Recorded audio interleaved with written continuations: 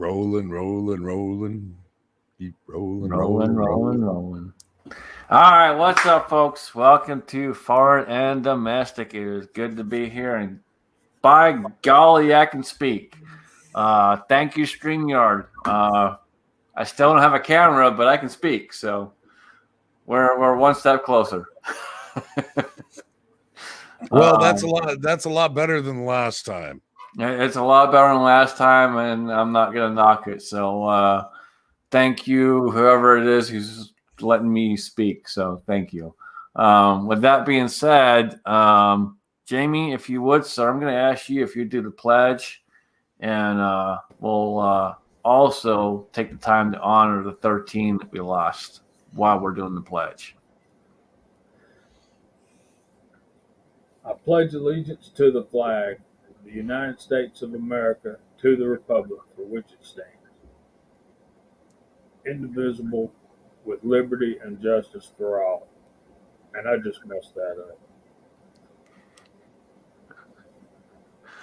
It's all right, brother. It's still one nation. Well, One we're nation going to try to under keep God. it one nation. Can't believe you messed that part up.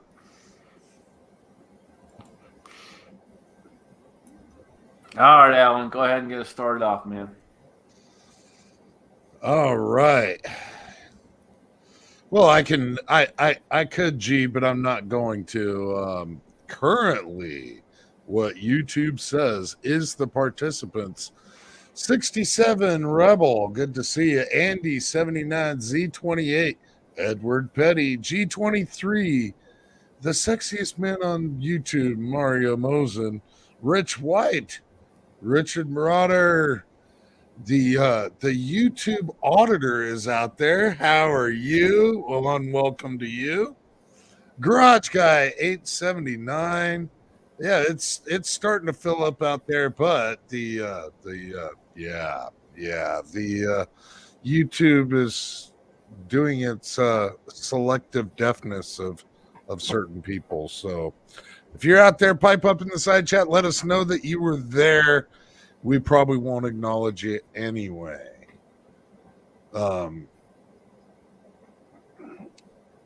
So yeah, there's that.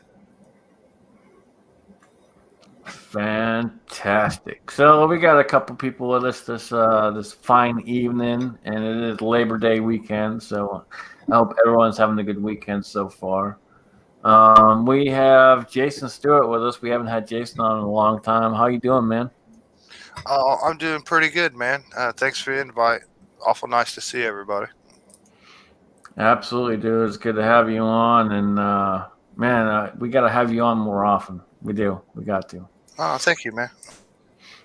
Kingpin, what's going on, brother? Evening, gentlemen. How is everybody?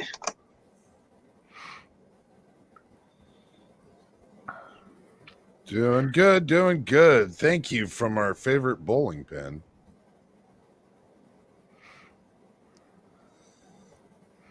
You gotta admit that's pretty badass right there. Well, yeah, but that bowling pin appears to be handling a firearm. Uh-oh. Hold on. There we go. That's better. There we go. We don't want to get shut down. We got to be careful. Jamie, how you doing, brother? Oh man, I'm doing better than I deserve. I'm kicking around ideas about building a new reloading bench. I don't know Willie's coming in, and might wait till he gets here, make him help me. You know. Well, Willie ain't gonna be able to help you kick anything around. Well, there you go. Hey, 67. Although he does fit into back seats really well, apparently. If you didn't catch one of his Instagram posts, that was rather comical. Love the man's sense of humor.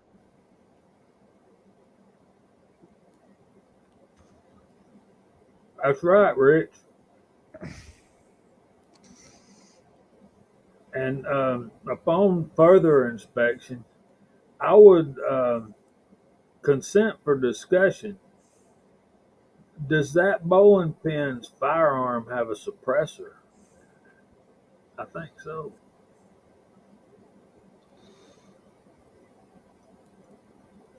It does have a very good front sight blade though. It does. But I think the reason that it needs it is to get up over that suppressor. What's up, Bald?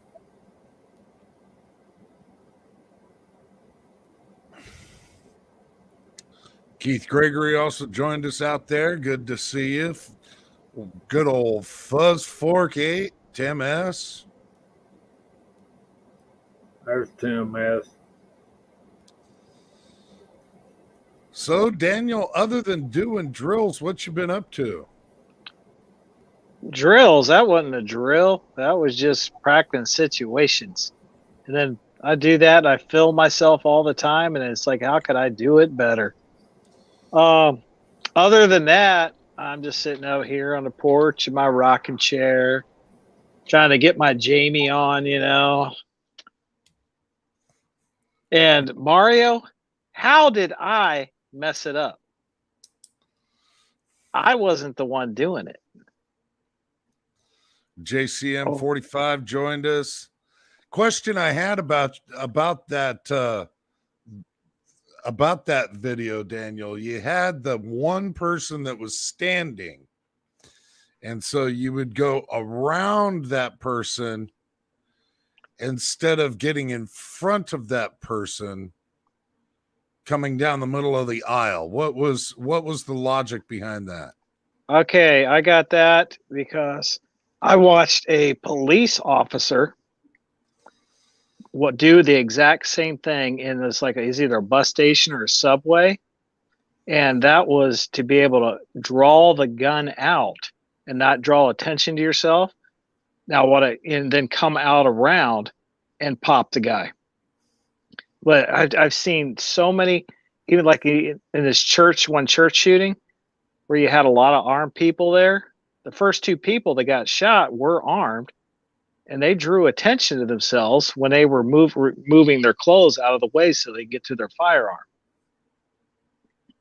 So when you get your arms and everything flapping around, that's just scream and shoot me because I'm going for my gun, especially when that guy already has a gun out.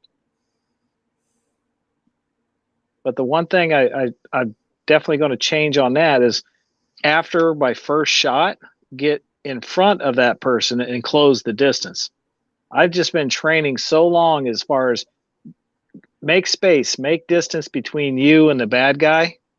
Well, if you're on a church security team or something like that, that's when you got to go in and advance on the bad guy. So I just got to get my motor skills and muscle memory to start doing that. And thank you, Scotsman, for messing up my camera angle on the videos. You know, dude, I'm sorry, but here's the thing. So he hands me the camera setup, and it's like 4 foot nothing. What am I supposed to do? I'm trying to look through the fucking camera, and I gotta kneel down to look through the camera. All I hear, man, is there a wambulance coming down the road here? There is. And the ambulance is for you because you were crying and I was cranking it up to a man-sized height. He cranked that thing up to like 9 foot. So I'm like going, hey, up there, it's the Munchkin people. I felt like Mario. Don't be so damn short.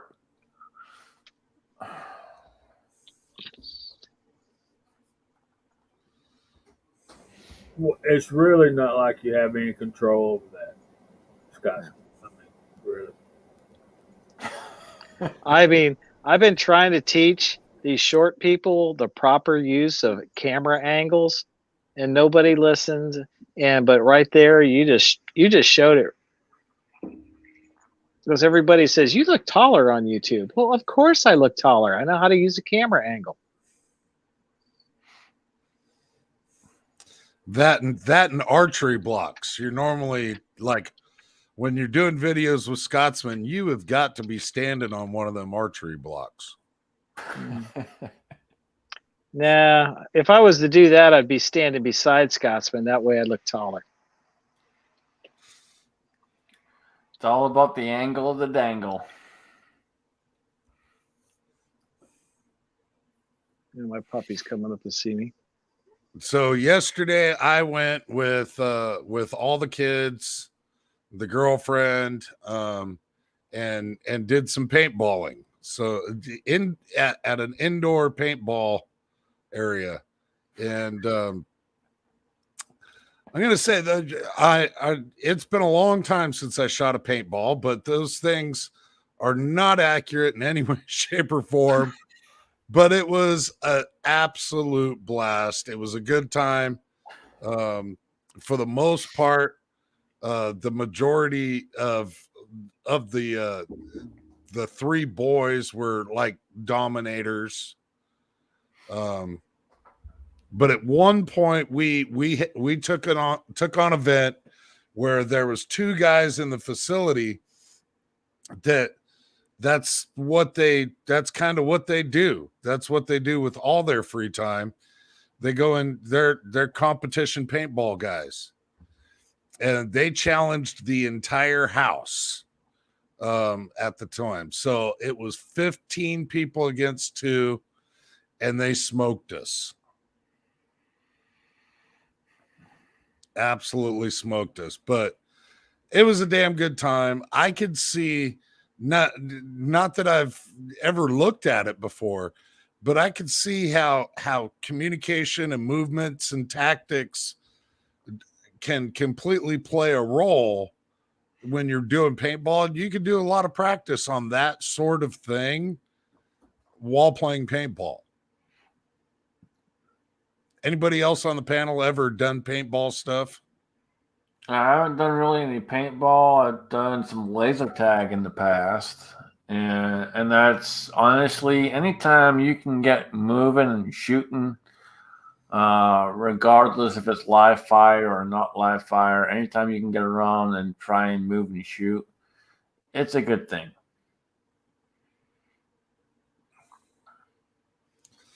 In between that and going up against other people, targets that move and think for themselves also. That's a good time. That was a good time. We originally were going to do laser tag, but the boy's birthday that it was decided, no, he didn't want to do laser tag. He wanted to do paintball instead.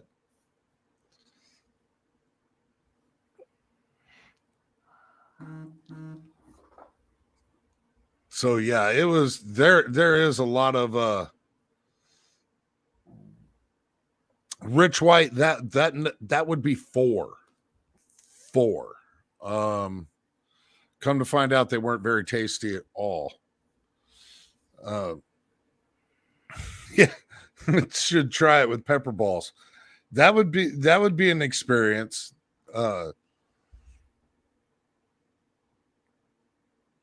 the two guys that we were running up against, I talked to one of the guys, and yeah, some of their equipment is really, really kind of. He said he had about $1,200 wrapped up in his gun alone. And like the barrel on this thing was twice as long as like the rental guns. His accuracy was stupid. It was very surprising that he could get a paintball fly all the way across the course dead straight. Because most of the time you shoot the paintball and it comes out and either it just bobs down or it'll cut one way or another pretty quick. But this guy's gun, wow, it was impressive. But yet it is an expensive hobby. Hey, But excuse me, I didn't mean to interrupt. I was just thinking, do you are you ever in a room with 6 other guys and feel like you're on an island unto yourself? Like nobody is responding to what you're saying? Yeah, I feel like that more than I like to admit. But I have never done paintball or laser tag, so I have no idea what's going on here. But it sounds interesting. I was thinking about paintball. I was remembering how bad it stung when you got hit by a pretty powerful one. And I remember buying one off my friend that was pretty powerful. That once you've shot somebody a couple times with it, they don't want to play with you no more. Well, you see, Jamie and I were used to BB gun wars when we were kids. We didn't have eye protection. We didn't wear we didn't wear bicycle helmets and none of that stuff. If you needed to be a man, because anybody, you'd know it was a good game if at least one kid went to the hospital.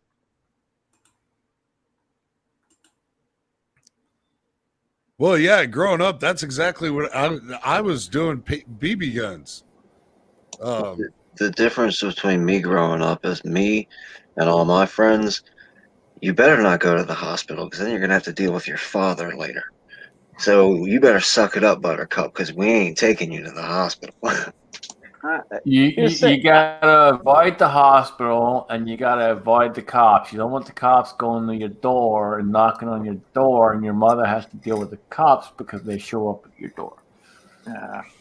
I got sent to the hospital or the doctor's office for stitches or some kind of injury every year, and sometimes twice a year. It got so bad, the doctor asked my mom to leave the office, and he was trying to find out why my parents were beating me so much.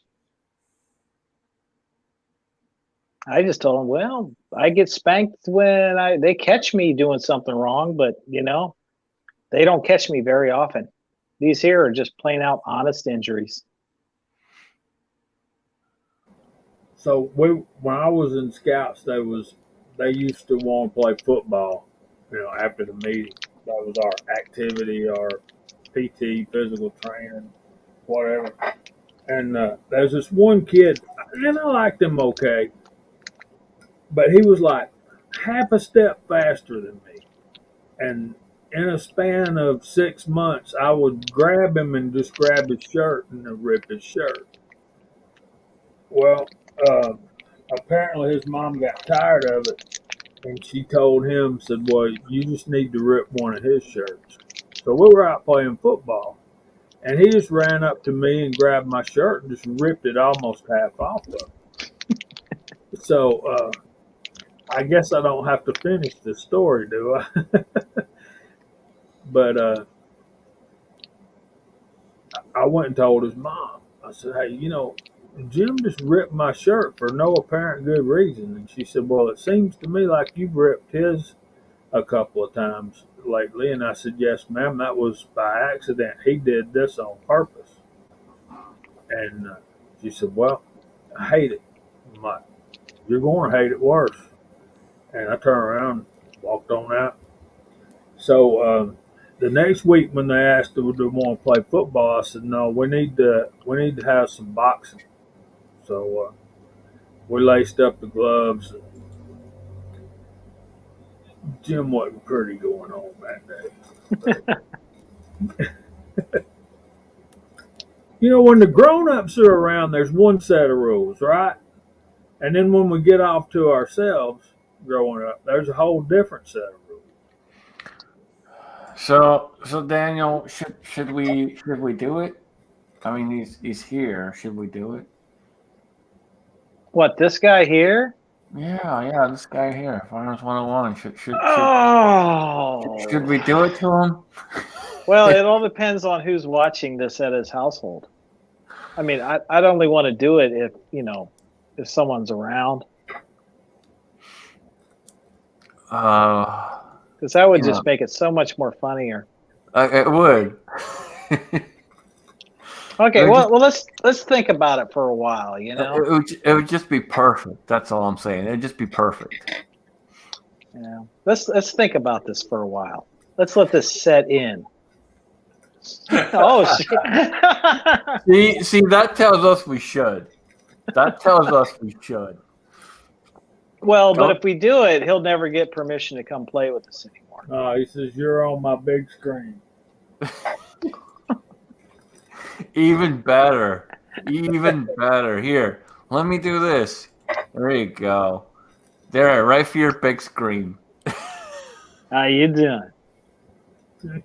Oh yeah, we got the power. So, How does your wife stand it? Oh, I mean, we could go extreme close up. oh Lord. When are you going to clean that house? It's starting to look like my reloading bench.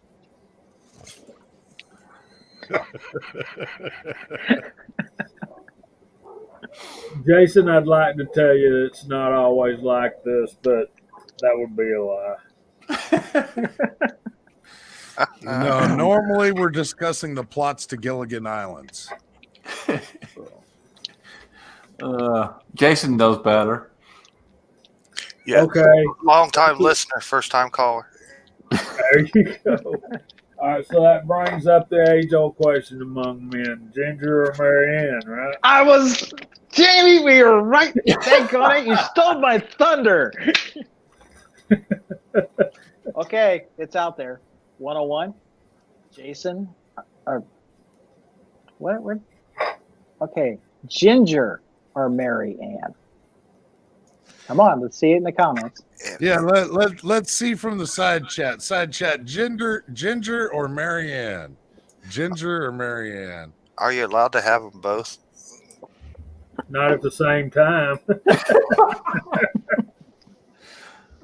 Hey, that's a party. Or at least Well, without not the Marianne party. finding out. Ginger's okay if she knows, but Marianne don't care for it. JCM Yeah. says Ginger. Yeah, I have to say Ginger. JCN 45, Mrs. Howell. Oh, She's old and she's got a lot of money. Floyd Hicks with Marianne.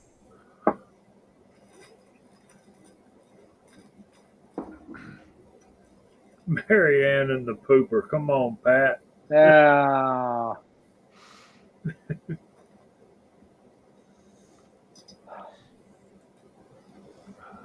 Andy ain't wrong. When is Andy? When is Andy wrong? He's just not. I don't. Oof. Hey, Dave. Scotsman, Ginger or Marianne? Man, so apparently the slide chat's all about Marianne. I'm Scottish, dude. We like our gingers. All right, Ginger for the Scotsman. Kingpin, Ginger or Marianne?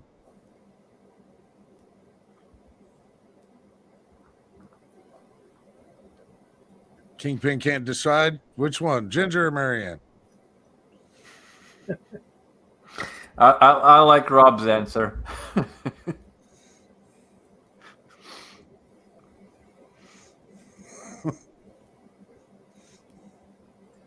Okay. All right, Jay, Ginger or Marianne? I'll go with Ginger. Daniel, Ginger or Marianne? In my pre-running around days, I always stayed at Ginger's, but I married a Mary Ann. See how he was being very cautious of what he said? She's not here. Doesn't matter. You're still Yes, cautious. it does. My wife pack a gun. Yeah, that's why you're being cautious. And she shoots better than you, too, probably. JH, Ginger or Marianne? Marianne, all day long, twice on Sundays. All right. Hold on. Twice on Sundays, so you got to explain yourself. I don't think that needs any explanation, brother.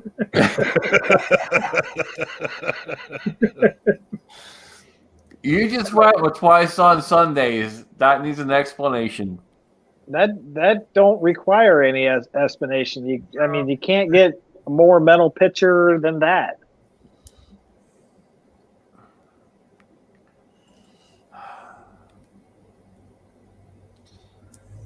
So how do we put this? Every day you get up and you go do your Constitution every morning, right? Then some days, rare days, you have to go again in the evening time. So get it once a day, twice on Sundays. All right. So Uncle John, apparently you got some experience and they're expensive. So Oh, she was all about the shiny doodads, was she not? Yeah. Gingers are all about spending the man's money. Damn it, Scotsman, you did it. You said his name, and the real Cooper Burnout is here. oh look at that. Boom. Boom. The question, real Cooper Burnout, Ginger or Marianne? Josh Benware, Ginger or Marianne? Come on, fellas. Let us know. Y'all need to probably. Unless the kid, he's all about the professor.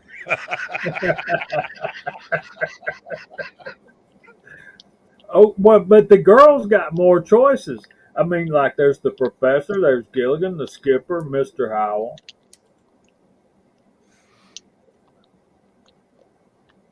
Mario didn't ever say pick one, did he? I don't think he did. He's Mexican. What would he know? And Val, bald and curious, like what are we talking about? He has no clue. He's probably never seen Gilligan's Island before. Oh, Oh, look at that. Yeah.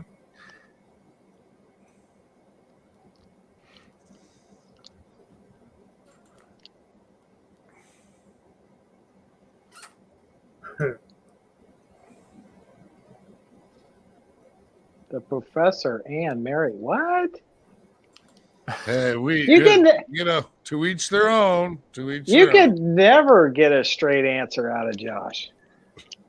I mean, I was Ginger, just trying. really Mario Mosen going Ginger. I thought you'd go for the brunette. And Mario Battlebean, hey, you're a mod, motherfucker. You don't have to do that shit. So you can say what you want to say. Dumbass. Dumas. Big Al. Dumas. Who cares if Ginger is fake? I'm going to change my answer to Ginger Ann. That's what I said, Kyle, and twice on Sunday they give me grief, brother.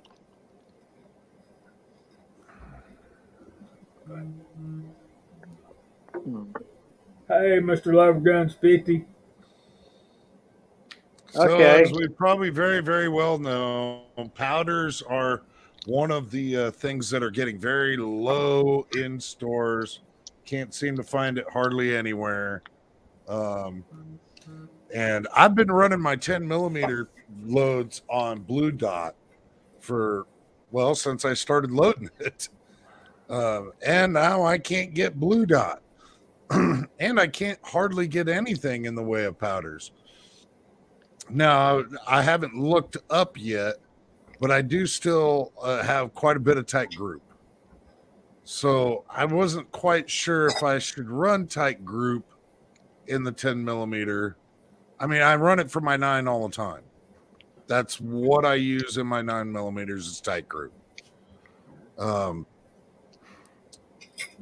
But would there be something that may actually be available right now that would be more ideal for like 10 millimeter? I'm not quite sure.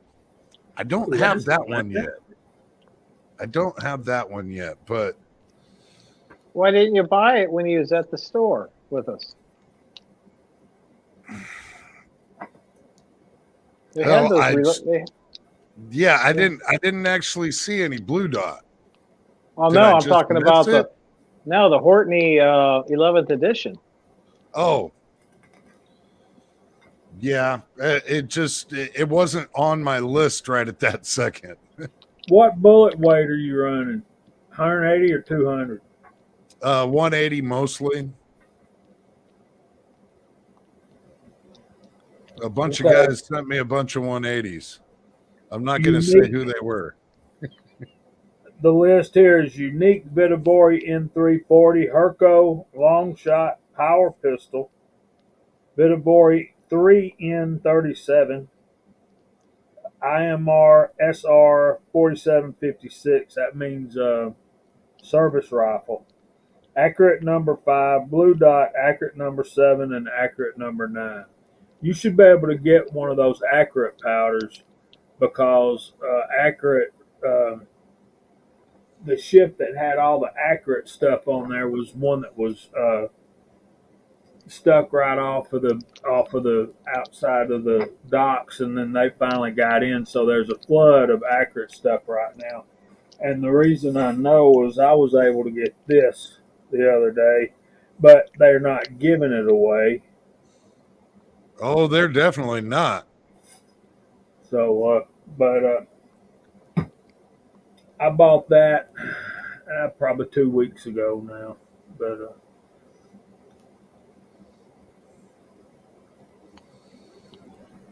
and some of the accurates, huh? How does that relate with like just general smoke?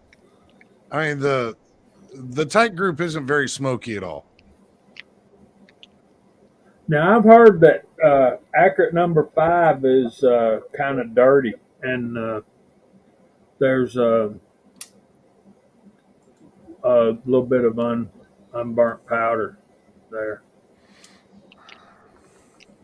Number 7, I have some, but I have not used it yet, and the number 9, I've not touched it. But what I've heard about number 9 is it is the exact same thing as Shooter's World Heavy Pistol, which I use a lot in 357 Magnum and 350 Legend. It works good in both of those.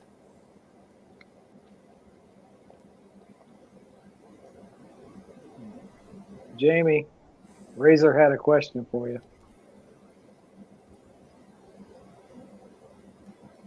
I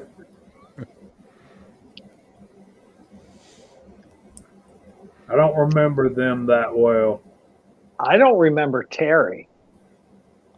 I don't remember Terry. Terry was the big blonde.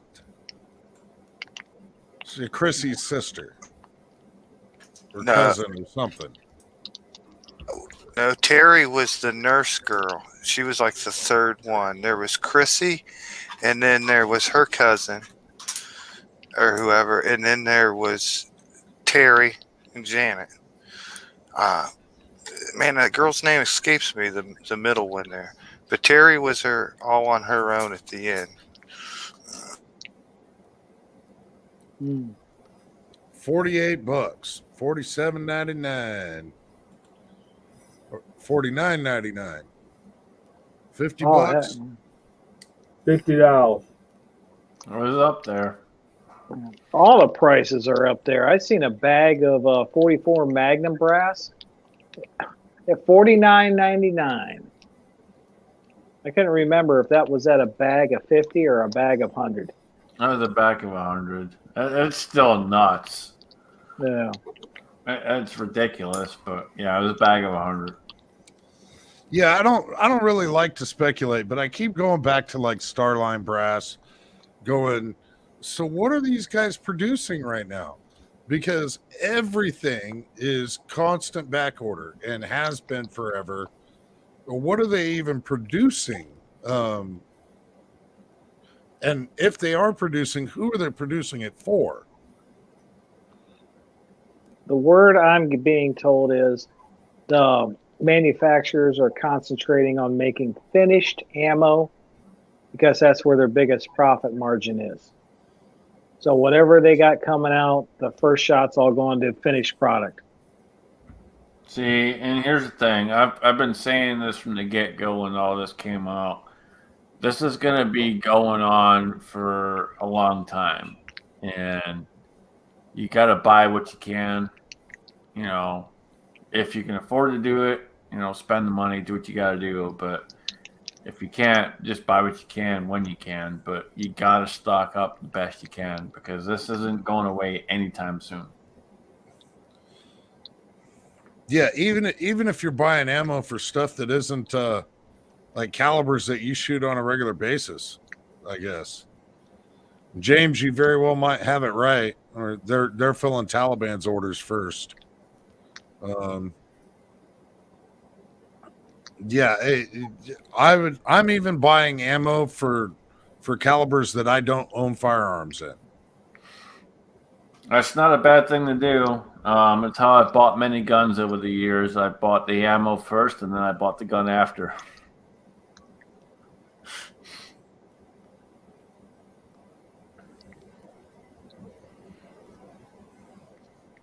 '67 Rebel SST AMC.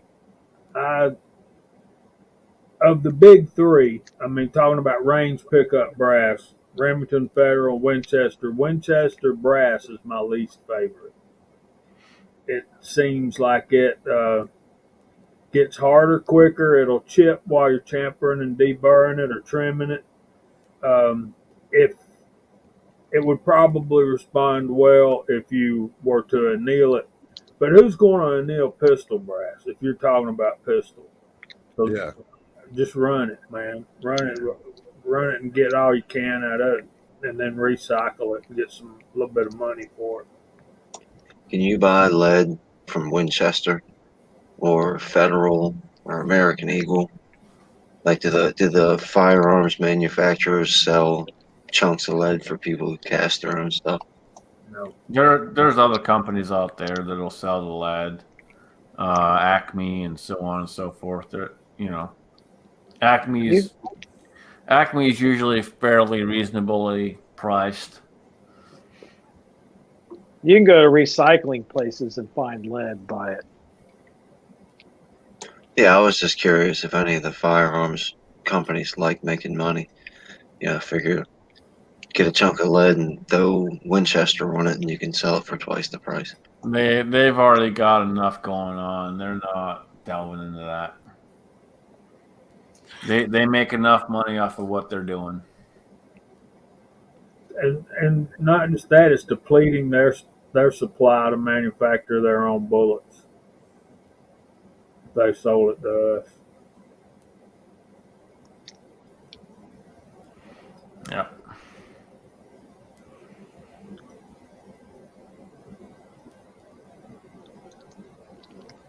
Let me ask you guys this: if I was to get into casting, mainly for pistol bullets, say like for 45 ACP, if I was wanting to get into casting like next year, and I started now getting the things when I could as they came along in stock, that lead they sell at like Midway USA, that like 5 pounds of hardball.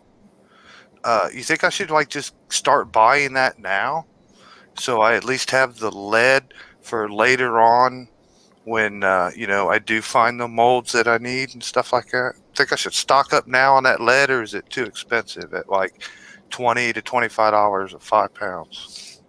He has a local source that he can go to and get that lead probably at a better price, and you won't have to pay shipping. Tire stores. Oh, yeah. Scotsman, show reloading from the hot pots comment, if you would, please, sir. What's up, Gene? Hey, buddy. So, Jason, if you're not familiar with Gene, he's not too far from all of us, and we got quite a few different people here in Ohio that we can hook up with as far as lead. So, you're out here with us. Trust me, we can get you lead. That's not an issue. Yeah, there's this really big recycling place that Jay there lives close to. All you do is pick up the phone, give him a phone call. Go to Walmart, buy a pot, one of those cast iron pots, and get one of those big old spoons, that they have there, and you can scoop out any kind of lead. All right, so CB brings up a good point. A lot of the newer tire weights are zinc or steel, so make sure you're double checking what you got on there. There's Anna Lee Brown. Hey, Miss Brown. Anna Lee Brown. She's been having some problems with some YouTuber called Lone Wolf's Revenge. She's been thinking it's a troll. Well, if he wasn't such an asshole. I know he is, isn't he? G23, you can do better than that at the tire shops. You just go buy 1 5-gallon bucket of wheel weights. Learn how to sort them. Learn what to do with them. Like your clip-on wheel weights, those are going to be harder than the stick-on. Stick-ons are going to be pretty much pure lead. You got to get the steel ones and you got to get the plastic ones and those big, ugly rubber-looking things. You got to get that mess out of there. Then you separate the stick-on from the clip-ons that are lead. You got to get the zinc out too, but keep the zinc because you might can use it later. You can make bullets out of the zinc later. So, yeah, man, I paid as much as $35 for a 5-gallon bucket of wheel weights. Most of the time, I can get them either free or for $20. One guy will trade me finished ammunition for a 5-gallon bucket of wheel weights. And it's just doing the work, putting the time in. That's all it is. And, well, it's work when you get them, but it's work finding them, too. You got to go and... Well, that's what I'm saying. You got to get out and put the time in and spend a little bit, but it's worth it. Yeah, I got 3 buckets, and I just took the guy down a couple boxes of 9mm after, I had it all melted down, made some bullets up. He was happy because that stuff at that time was going for $40 if you could even find any 9mm. One of the guys, I need to go see him again. If I could take him 100 rounds of 40, I'd probably come back with all the wheel weights he's got in the shop. I went out there one time, and I came back with 2.5 buckets for $20. So, yeah, man. They like to sell them. Some places, like Walmart, has, they have tire shops, and they have a lot of restrictions on them about what they can do with them. I went and asked their manager, and he said, "No, you can't have my wheel weights." I said, "Well, why not?" He said, "You just can't have my wheel weights." And I turned around and looked at one of the guys that was replacing my tires, and he shook his head and hung his head like that. So I followed him outside, and I'm like, "What's the deal, man? What happens to your wheel weights?" He says, "We either have to ship them back to corporate or we have to throw them in the dumpster." And I said, "Which dumpster?" There you go. You know you're a reloader if...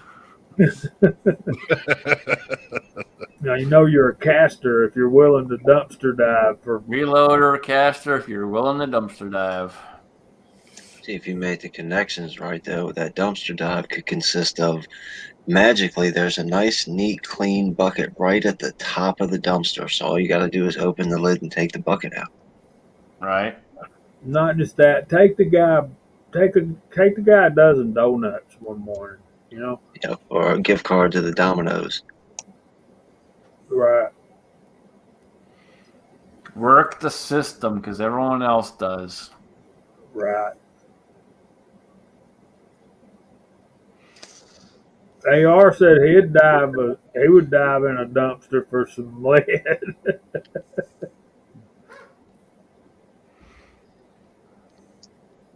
And earlier, Pop's Quest said just buy plated bullets. Yeah, that's an option.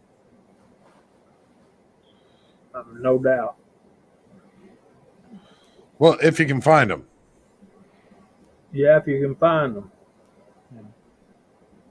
When I see them, if they're on the shelf, even though I cast, I see a thing 1,000 bullets, I grab them. Because who knows when you're going to see them next time. Bald says just order them in 20 to 30,000 watts and save.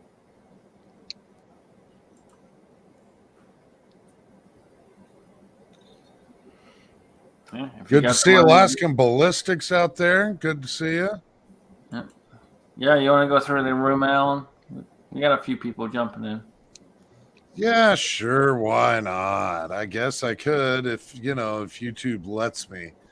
Alaskan Ballistics AR guns, 1776. Bald and Curious Fuzz Fork, JCM 45. Joan, good to see Joan out there.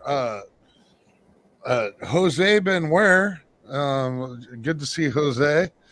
Kyle Lusk, Michael Hurtneck, reloading from the hot pot.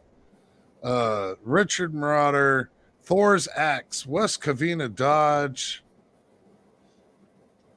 Well, good to see everybody. Good to see everybody. Luckily, we don't have to see Scotsman.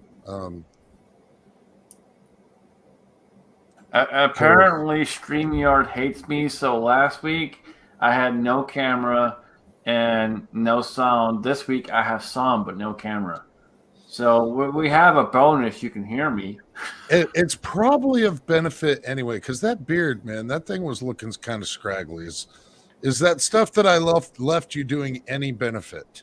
It is, man. So Alan was kind enough while he was here to order some more beard product for me, and the beard product he ordered has been doing quite a good job, actually, as far as keeping it moisturized, and it's definitely doing a better job than what I was using. Okay, first of all, this is like, a guy chat, not beauty products. Well, it's American-made product, so I got to talk. It's an American-made product, and it's about beards. I live in Amish country. There's a lot of women down. Oh, what? I'm sorry. What happened? Oh, damn! I guess something happened to his internet. Oh, what happened there? Oh no, we lost Daniel. Oh no.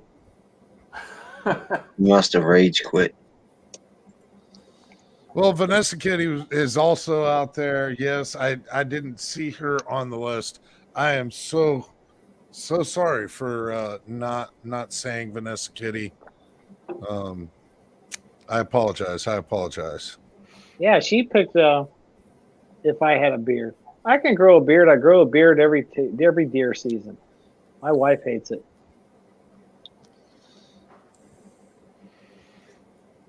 Josh I'm not Benware, trying to be beautiful, man. I'm not trying by any means. It just comes natural. There is nothing in this world that could make me beautiful, and I really don't care.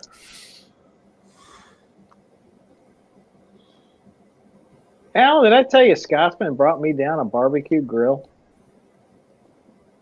Really now? Yeah, that grill. He trying to tell you something, or and you know what no, it's a good grill, and I know this because the grill that I have that that you've seen there, it's the exact same grill, and I bought it on clearance at Tractor Supply when they had it there. And I remember the original price, and I kept watching the price come down, and then one day it's like, boom, throw in the truck. But that's a good grill. Thank you, Scotsman. You're welcome, man. There, I said something nice. I don't care if you want it or not. You freaking got it. So whatever, dude. No, I said something nice. You go and you kick me off the chat because I didn't kick you off. Yeah, you did. I didn't leave. Okay, I was. Rich White's comment.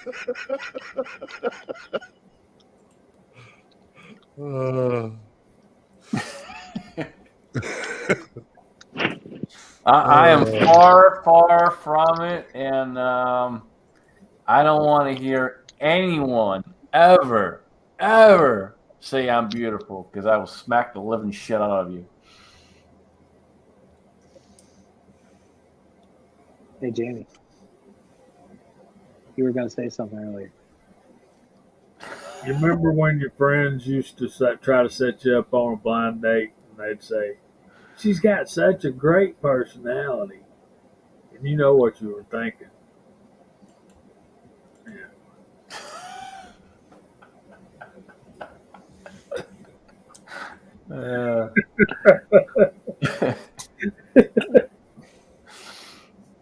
Oh boy.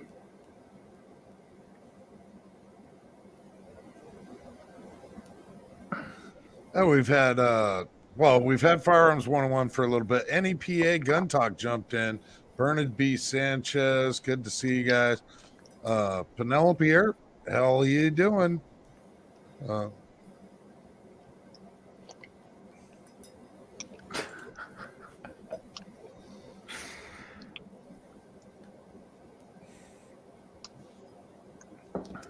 If you want to send them to the channel for testing and evaluation for T&E, please go ahead and do so.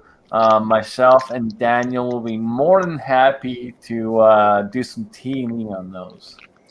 I'm not going to say you're going to get them back in the same condition you sent them in. You might not get all parts back either. It is highly unlikely you will see them in the same condition, but you are more than welcome, my friend, to send me some T&E firearms. One of the things that I'm really wondering tonight is Kingpin in odd form is very quiet. Why is that? Kingpin, are you napping? I don't understand. Kingpin isn't quiet. This just ain't right. Somebody brought up Glocks, and boom, there's Uncle Dan. Wise men know to stay quiet when other wise men are speaking. Okay, like we said, why are you being so quiet? Oh, my fault. I was unmuted. I was talking to my friend over here. Sorry, guys. I don't know. Just sitting back, listening, and enjoying the show. A wise man lets a fool be a fool. Old Jay's trying to get all proverbs on us here. Yeah, I know they're Firearms 101 that you got my lighter. That's why I had the good electronic one away when you were here.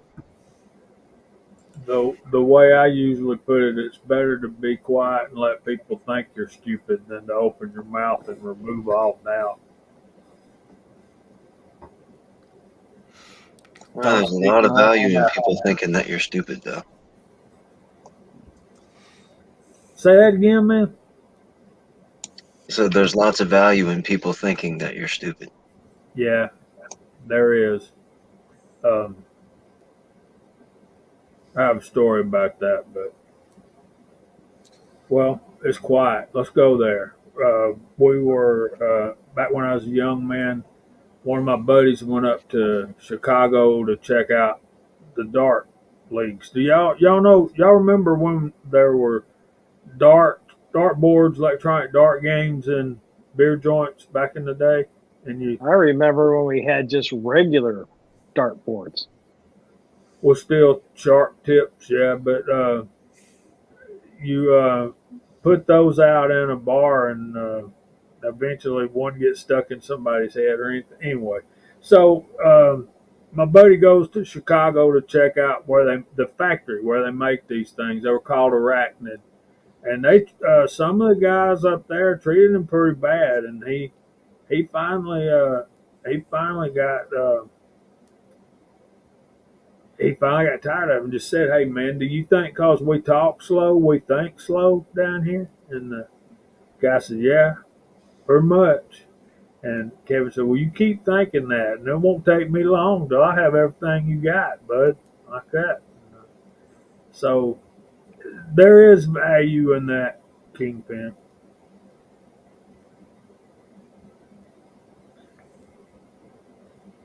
Well, I want to JCM. Thank you for the kind words, sir. But I want to reiterate that I in no way was insinuating that Kingpin is stupid. He's wise beyond his years.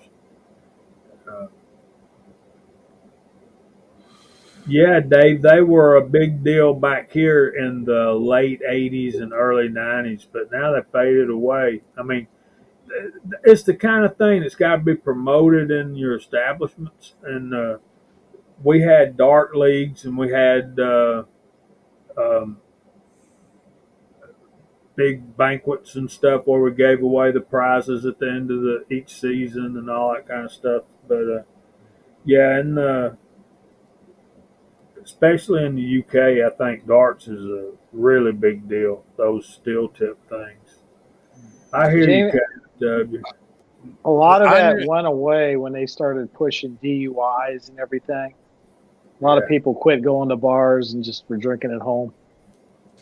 Yeah. I know it was a pain in the ass to change up, because I was real accustomed to throwing a heavy steel dart, and then now you want to take my tip off and replace it with plastic, and it took a while for me to adapt my throw.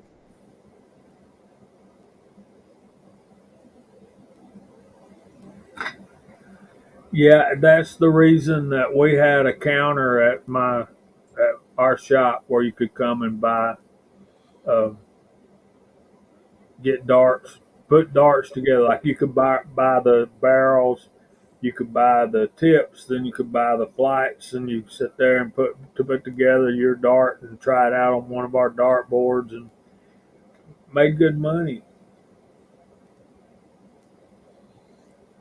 That's pretty cool, Dave.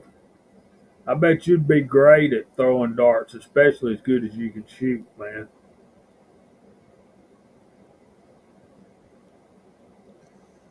Vanessa, we got our first one right here in Rome, Georgia. It's actually a bar where you go and drink and throw axes.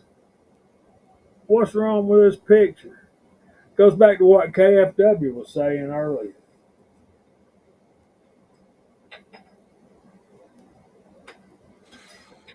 Well, we got one right up the road from me too. I did that a couple of weekends ago.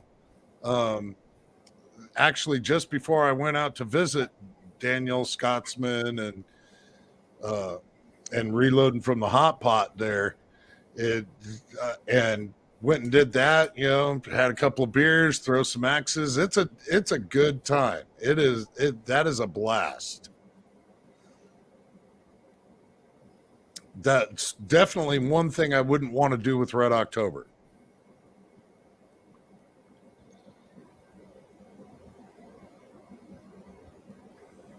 You know, I can see where that would be fun. It's just the thinking about um, throwing axes and people. You're actually giving people who are actively consuming alcohol an axe to throw at something. That just don't compute in my mind. By the way, there's a neat little addition to your reloading bench, guys. The Lyman funnel set. These are pretty dang cool. And of course, it comes with 6 inlets. And this is a really heavy aluminum funnel. And then you take the attachment and just stick it in there. It's got a little snap ring on it. It's got a little rubber O-ring. Might have to turn it a little bit. Get it on there. Check this out. It just sits right there, man. So dang cool.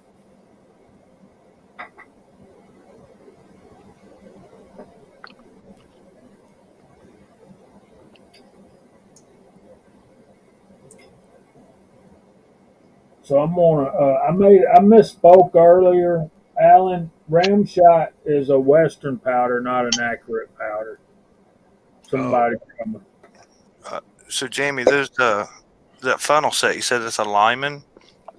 So Yeah. like each insert is like caliber specific? You know, it's a better fit than like a universal funnel, or what?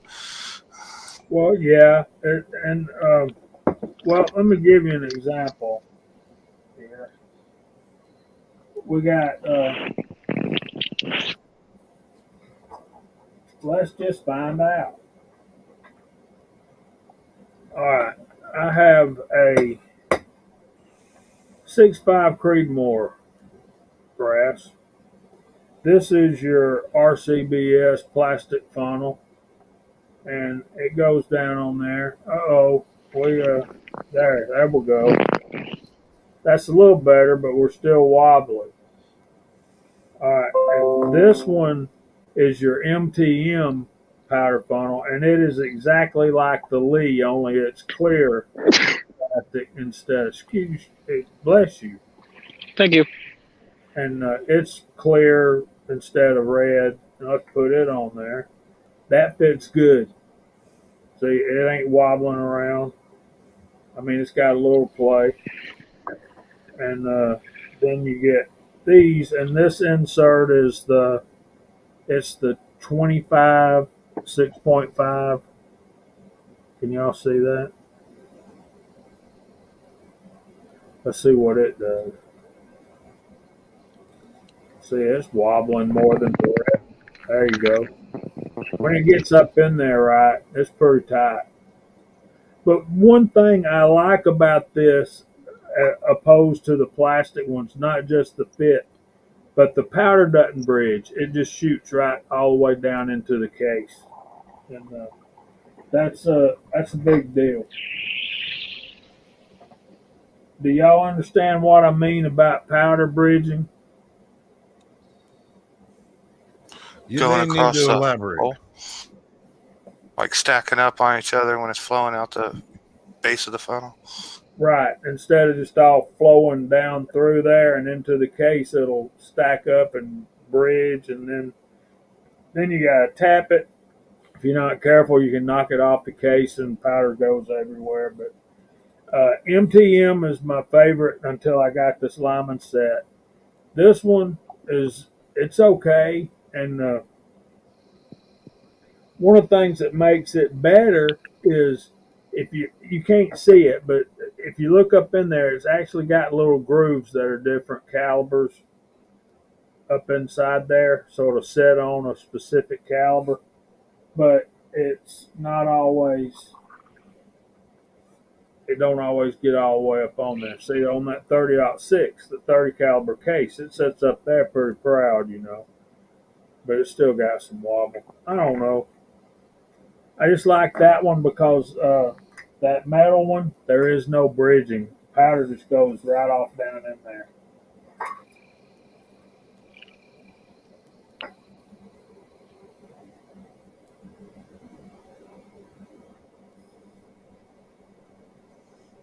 Don't make any sense at all. Area 419 funnel set. Never heard of it.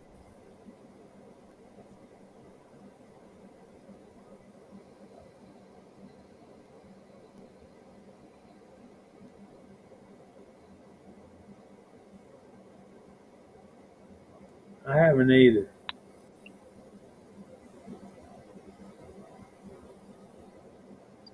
Hey, Echo, what's happening, buddy?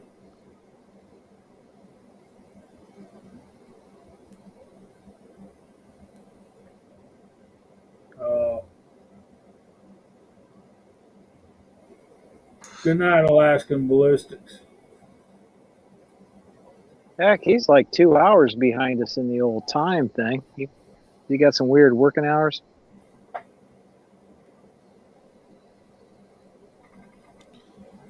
Oh, that's what happens when you live in Alaska.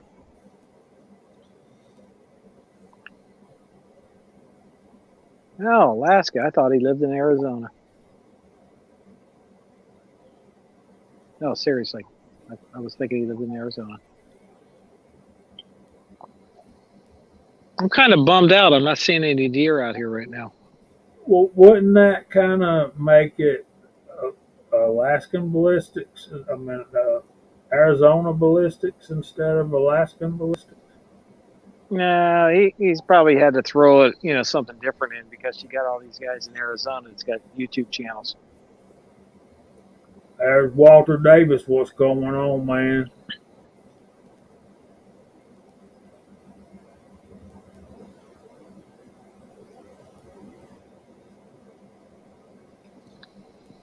Well, this Area 419 funnel set don't actually look too bad.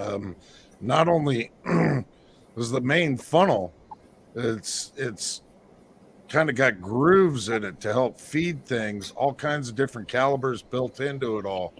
And just scanning through the description of this, there's every caliber under the sun. On top of that, I'm seeing made in USA from US made aluminum on US made mills with US made cutting tools. Nice.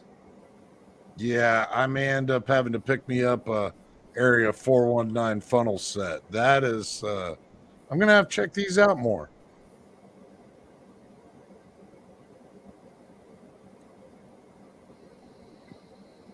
You got a picture of them?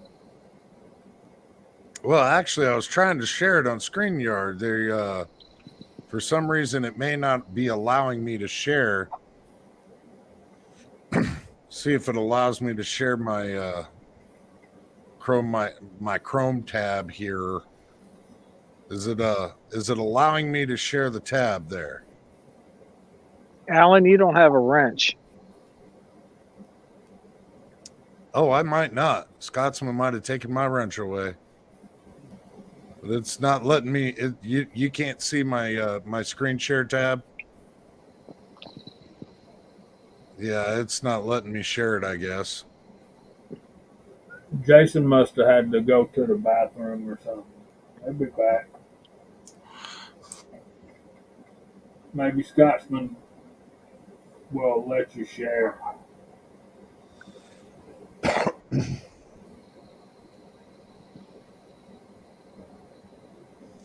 Yeah, anytime I can come across American-made materials from materials here in the U.S. made by America, I'm all about it. I mean, the product actually looks really good.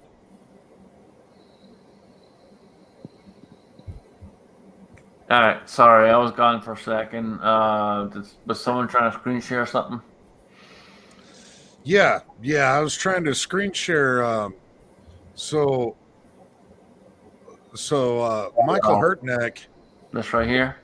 Yeah, Michael Hurtneck was had mentioned that he uses Area 419 funnels, and so pulled it up, and yeah, they're all colors specified dies with all kinds of calibers, and then just flogging through. It says that it's made in the USA from U.S. aluminum on U.S. mills with U.S. cutting tools. So, I mean, it looks like a damn nice set. $100. Woo. No, you know as well as I do, Jamie. If it's good quality, you're gonna pay for it. So. Oh yeah. What's that saying? Buy once, cry once. That's it, man. Buy once, cry once. You know, one of the biggest things I'm happy I ever did was I went ahead and just said screw it and bought the 650. For the longest time, I was buying it piece by piece, and I'm like, you know what? I just got to get it over and done with and just do it. And I have never looked back since. Yeah, that $100, that was like, at their site, like somebody just mentioned out there, they got one for $80. So yeah, the price might be a little cheaper on those funnels.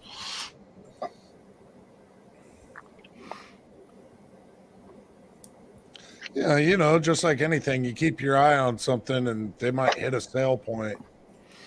Well, and one thing, I don't know about you guys. I don't know if you guys have it on your computer or not, but on mine, Microsoft actually will search for a cheaper price and use coupon codes and all the rest of it, and try to find me the best price possible when I'm shopping.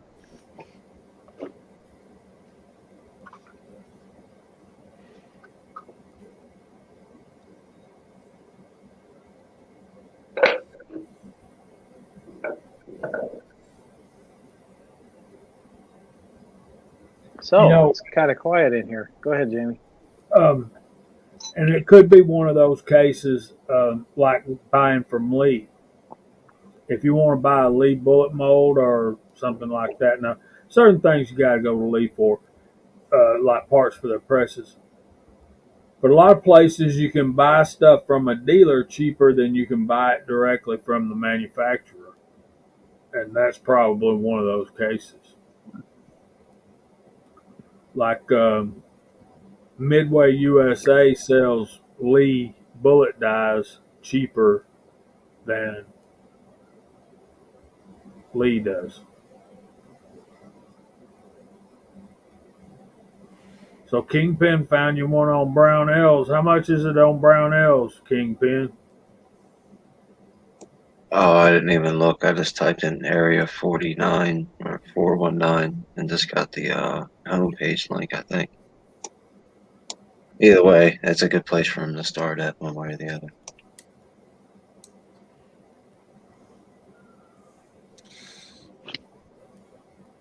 Yeah, I've been looking more and more at getting another Dylan. And Dylan is just out of stock. Looking around at other places, nobody seems to have what I'm looking for. So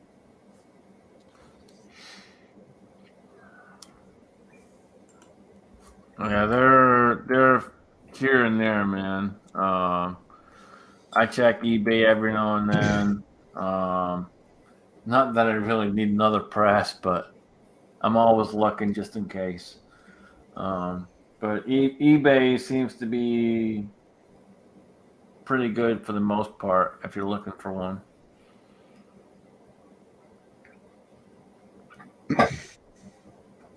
So, Scotsman, I know you've been thinking of buying a new product here. Have you made your decision on that, yay or nay? Not quite yet. I got to talk with Steve. I should see him tomorrow. So, it's a good possibility by the end of the week I'll have made my decision and might be coming back out, do some more shooting, and spend some money.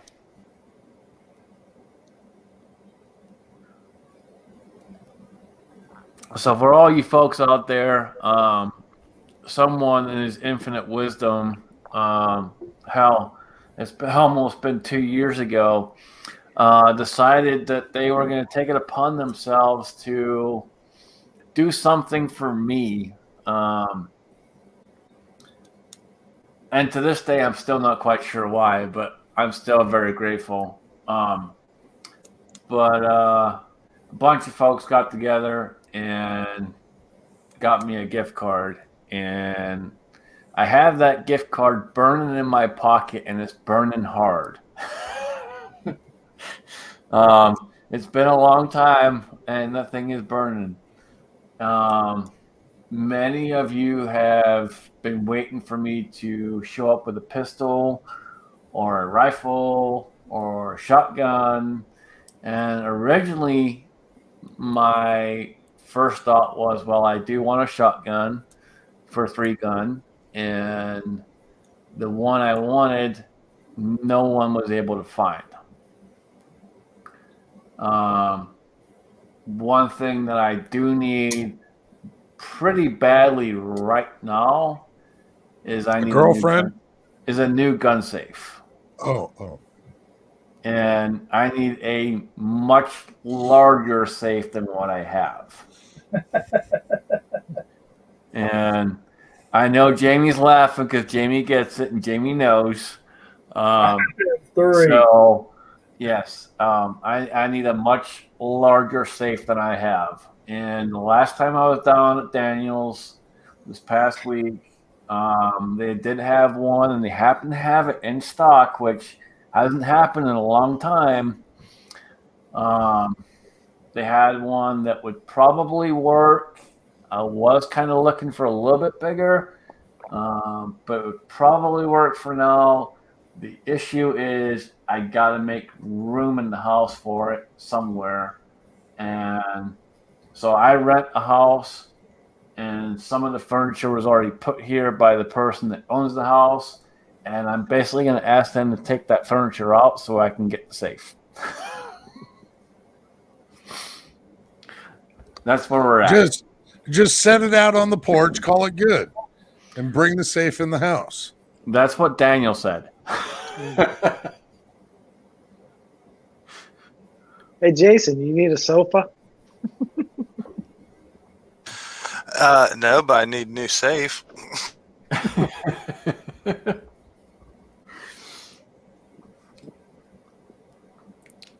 So as of right now, if you guys are wondering, that's kind of what I'm looking at. That's my biggest consideration right now is that I really do need to get a safe. I am at the point where literally, I'm not gonna say I'm pushing on the door to close the safe, but I'm pushing on the door to close the safe. You rent or you own? Like your living arrangements? Are you a renter? Yeah, I rent. Yep. Yeah. Never mind. My idea's out the window then. Well, so I don't know what your idea is, but you can tell me because the guy that I rent from is open to me pretty much doing anything I want to. So there's another room that's not being occupied that has said furniture in it? So I have an upstairs that's not being used right now, but the upstairs is not finished. How not finished are we talking? Like not finished at all. And Perfect. there's no point even going up there. Perfect. That's what you want. You want that space.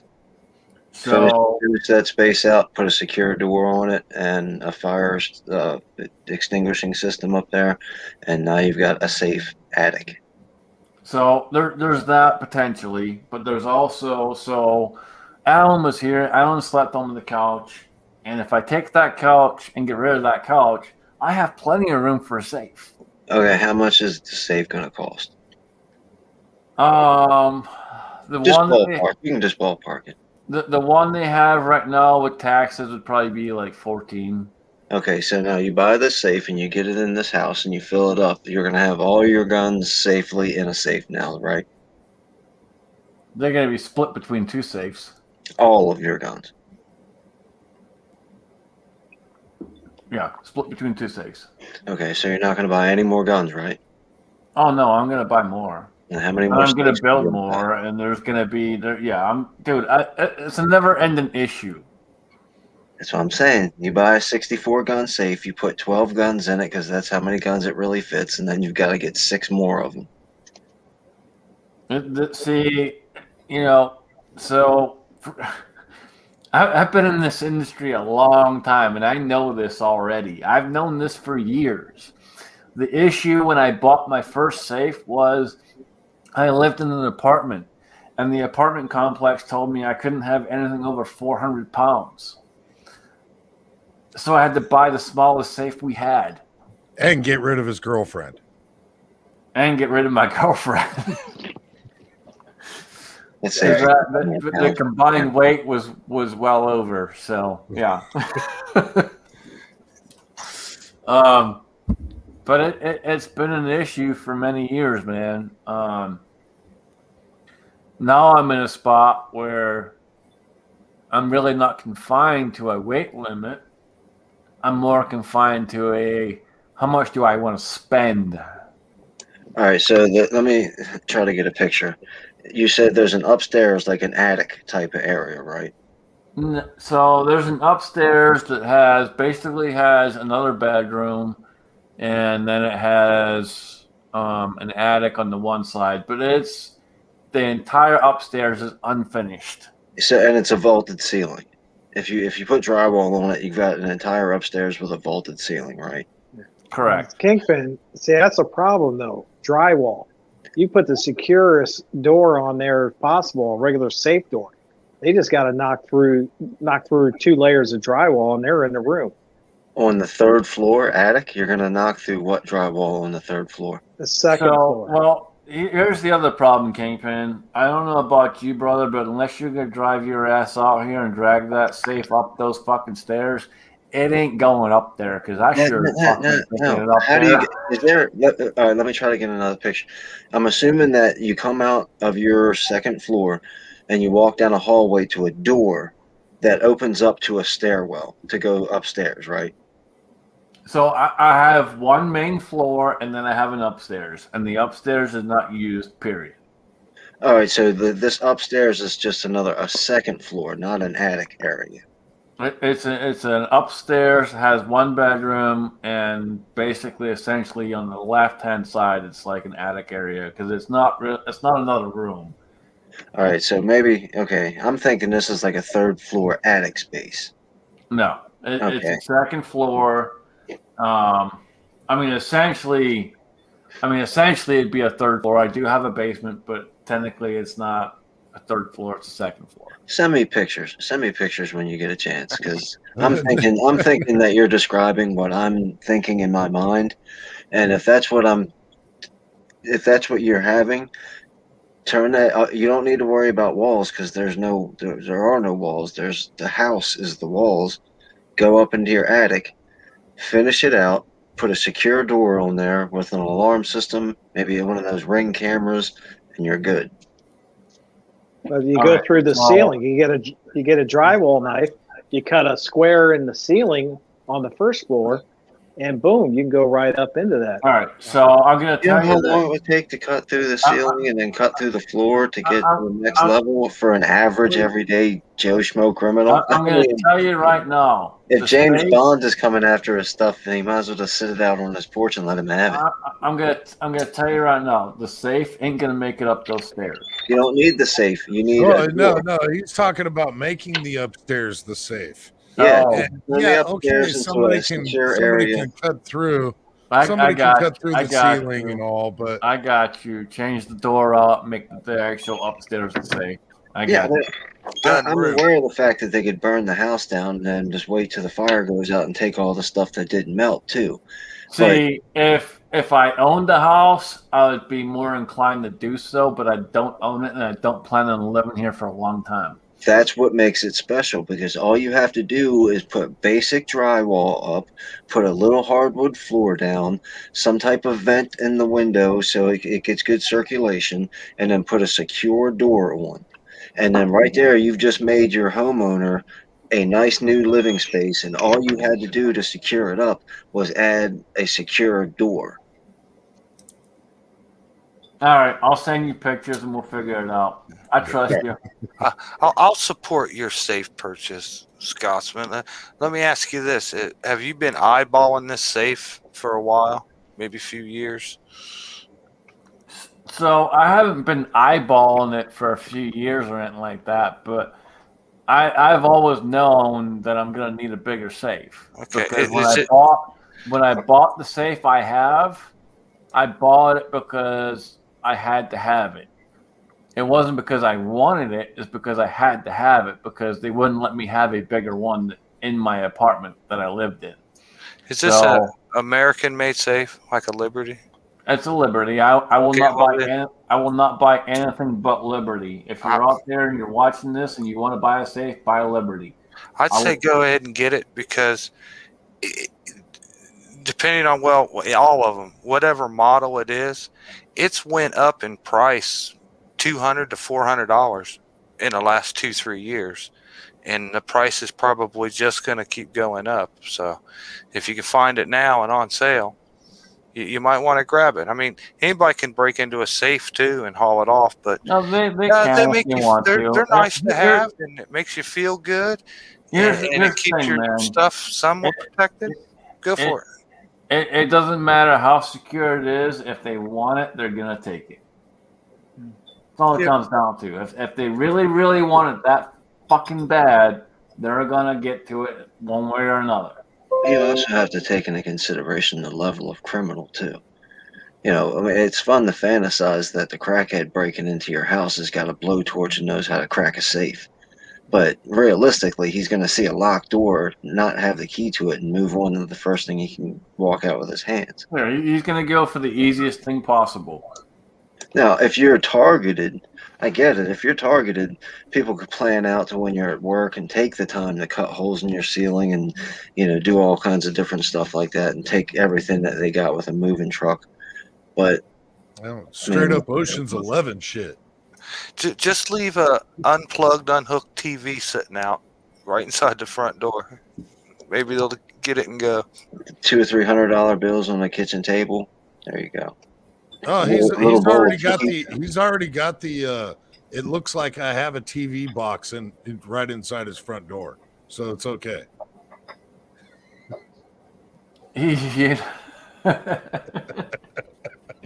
So, I'm still trying to get this place organized. It's a fucking disaster. That and any just rat thief is going to go up in there and go, look, hey, rifle cases, and come out with like 15 rifle cases and leave the rest of his shit alone. They're going to take everything they can find that's actually right there on the main area, and yeah, literally, they'll take the cheap shit first and walk out. They're not going to find the good shit. And I'm not saying my idea isn't going to have flaws in it. I mean, that's why we have these discussions. I just think that it's kind of redundant to keep buying these giant safes that only fit half the guns that they advertise. No, and it's not a lie by any means of the matter. So, if you're not sure about safes, for example, so Kingpin makes an excellent point. So, the safe I'm looking at, for example, is a 48 gun safe, and I can tell you right now, it will not hold 48 guns. You don't think it'll hold 48 pistols? 48 Altors. So I can get like a dozen, 15 in a row. So just for a basic example, here's the issue I have right now. So I've put together approximately, I'm going to say, a dozen rifles, somewhere in there. And that's not including the ones that I've bought that are pre-made and all the rest of it. So everything I have is literally crammed into a 12-gun safe. And if you understand what a 12-gun safe is, yes, it is crammed in a fucking 12-gun safe. Yeah, it's tight as shit. There's no movement. Yeah, you need a bigger safe, man. Just go do it. Just pop them into the mattress, man. You'll get used to the lumps in no time. Well, see, the thing is do I see? I'm still kind of stuck, man. Here's my thing, dude. So they have the 48, which is all good and well. But at the end of the day, I know I'm going to need a bigger safe. So do I keep holding out and wait until they have a bigger safe in stock that I want? Or do I just buy the 48 and go with that for now? Like, my thing is, I know I'm going to need a bigger safe. I'm going to fucking need a bigger safe. You want that Fat Boy Jr. Extreme? Is that the one you're looking at? Dude, honestly, I'm going to need like a freaking Colonial the way I'm going. Oh, you keep staring at that Colonial, and then you look up at the price tag. And turn and walk. Yeah, dude, I cry when I look at the price tag. That Fat Boy my Jr. gosh. The Fat Boy Jr. is a Colonial, but with just like the basic black paint job. But if you look in their specs, they come up in a model to where it's got the same features as a Colonial, but it's a couple inches deeper and it's a couple inches wider. And they got like an extreme version that actually gives you like 3 sections in it. Yeah. But it's still a Colonial. It's still cheaper than like a Franklin or a Lincoln, Yeah, it's still cheaper than a Lincoln and all that. I mean, the 48 would do most of what I need for right now. But I can tell you within a year, I'm going to need a bigger safe again. Is it worth it to spend the money and then have to spend another freaking $2-3 grand in another year? What was that you told me earlier? Buy once, cry once. Yeah. Might not be able to get them in a year from now, man. I got you. I got it figured out. All right, those chest freezers, those big giant chest freezers that are like 3 feet tall, and like 3 feet wide. Bam! Buy one of those. Take the guts out of it and stuff all your guns in there and put a little padlock on it. Or bury it 2 feet in the ground. Hey, there you go. Look. Or don't keep everything at one place. Yeah. So- See. So what are you trying? What? Hold on. So Alan, what are you trying to tell me? I got to drive out to Idaho, out there, and to Iowa, and give you a couple guns to hang on to, and then drive down to Daniels, give him a couple guns to hang on to, and drive to Georgia and give them a couple guns to hang on to. Is that what you're trying to tell me? That sounds like a damn good plan. That sounds like a really fucked up plan. I only keep so many different firearms in my apartment at any given time. Other ones I have in other places. So it's not that I'm not okay with letting these guys have my guns because I trust them explicitly. It's the issue is okay. Gas is super expensive, and that's a lot of miles on my truck that my truck don't need.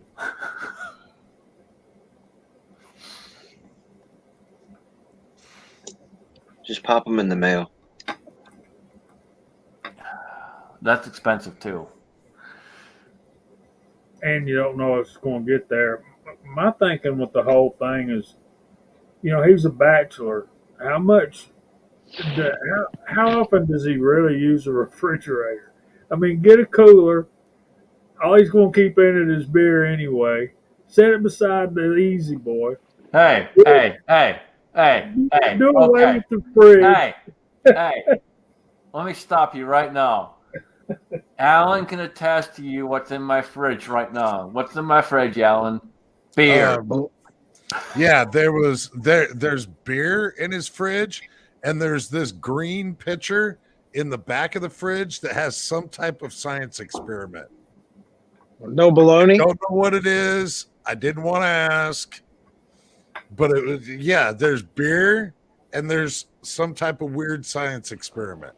It Science, looks baby. basically like my refrigerator.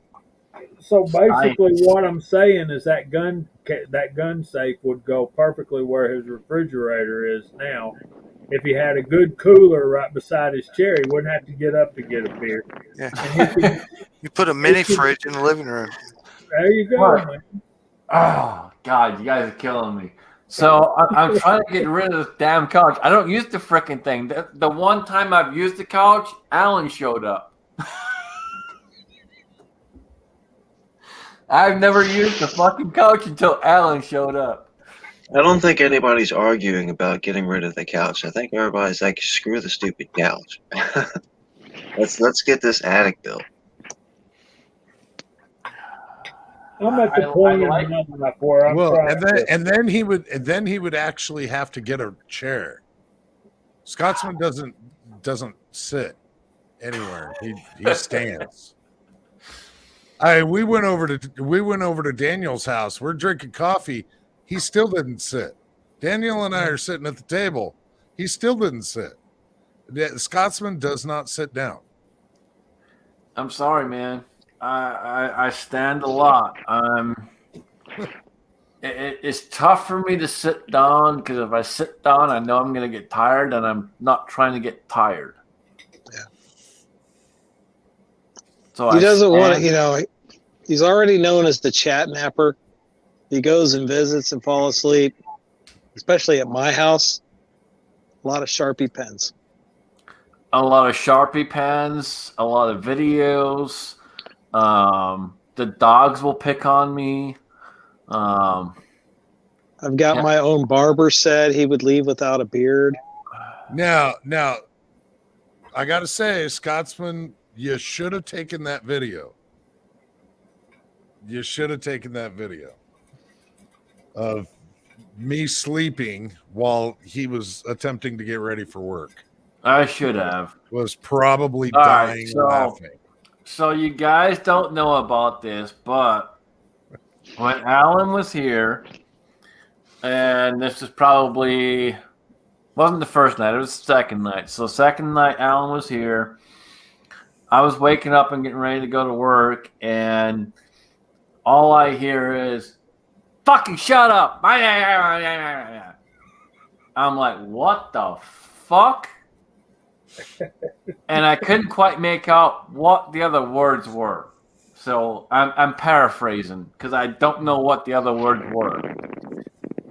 Oh, Alan, has Scotsman sent you that embezzling note yet to get the money out of you for not to publish the picture where we put the marshmallows behind your eyeglasses and you had your hand up here and there was this hot dog and you were snoring? So I opened the door and shut the fuck up, Daniel. I opened the door and I look over to see if he's awake. And nope, sure as shit, he is blacked out, fucking sleeping like a motherfucker. So I close the door and I keep getting ready for work, doing what I'm doing. And the next thing I hear is, fucking shut up. What the fuck is going on out there? So I open the door again and I walk out and I look and I'm like, nope, he is out fucking cold. There is no waking him up. He is out fucking cold. So, all right, do I turn the camera on? I should probably turn the camera on. I was standing there for a minute. I'm really thinking about it. And I look at the time and I'm like, well, shit, I got to get going. So I look at it one more time and, all right, fuck it. I'm going to go stop the truck. So I go outside and I start the truck. I come back in for a second and nothing. He's as quiet as all can be. There's nothing, not a fucking peep. I go to walk out the door.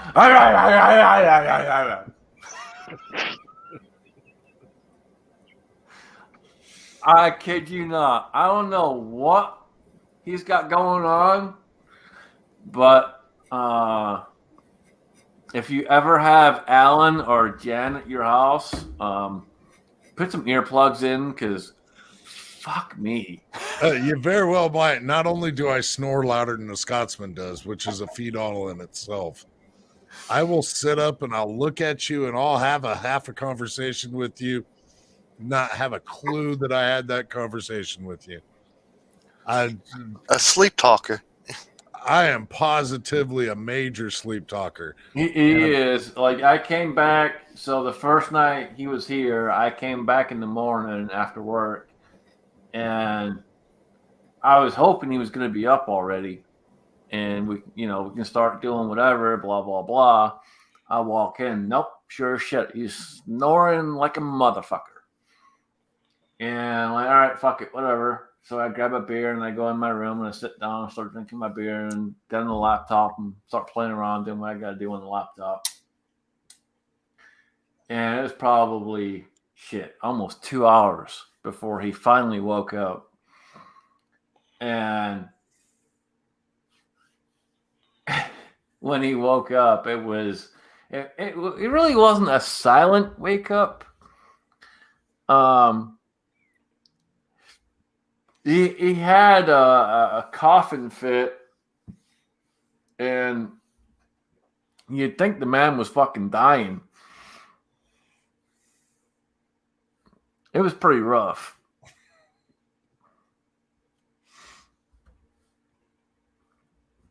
Yeah, I pretty much did. I don't know. This very well might be the afterlife. I just don't know it.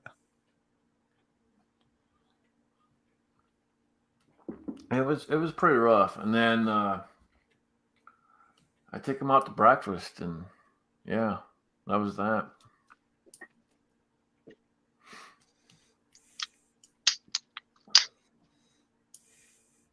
What are you working on there, Jamie?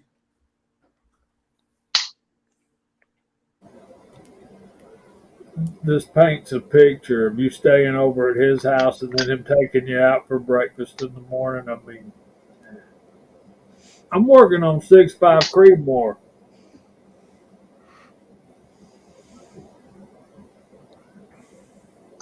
Maybe he did, man. Rich has got a good point. I don't know, dude.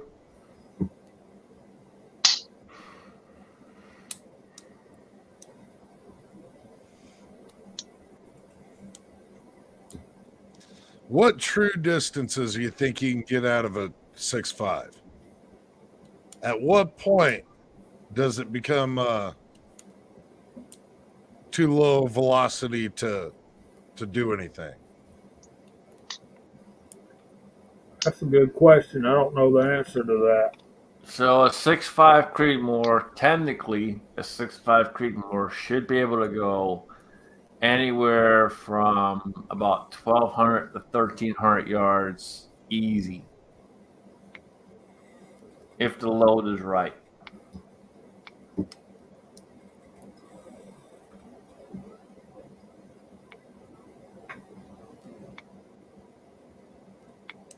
Yeah, Idaho Rogers, 1,200 yards. Yeah, it's anywhere between about 12 and 1,300 yards easy. And I'm trying to get a good load to shoot 1,000 for the next time if we ever get to go to dead zero again. Which I'm working on the whole dead zero thing, and I'll let you guys know. But I'm working on it. well, So at 1,000 yards, even with that kind of rifle, are you still lobbing it in there, or is that caliber able to kind of stay flat like you were just working a few hundred yards? So a 6.5 Creedmoor, if you compare it to like a 308, for example, it's a lot flatter shooting, but you are still going to have the arc going on. And I forget exactly kind of when it arcs at, but generally for a 6.5 Creedmoor, 1,200 to 1,300 yards is about what you can expect to get good accuracy. so theoretically, 1,000 is right in its wheelhouse. Yep.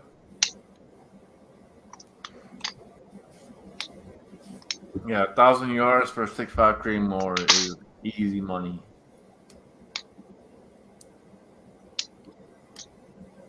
Now, is that just against a target for accuracy, or is that lethal to a man at 1,000 yards? Both. Both. Both. Yeah. As long as you do everything you're supposed to do correctly, it will do its job.